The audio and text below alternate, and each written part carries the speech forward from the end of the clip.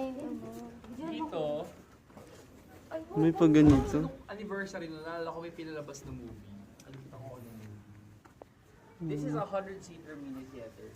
I do not know any other subdivision during the time na bago yung Laguna Bell Air na may ganitong amenity.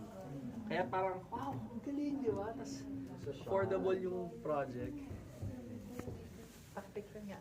Kapag Halloween, yung Homeowners Association, palaging merong pa Halloween or may pa horror film viewing dito sa mga bata. Pero yung mga cute na Halloween movies. Tapos,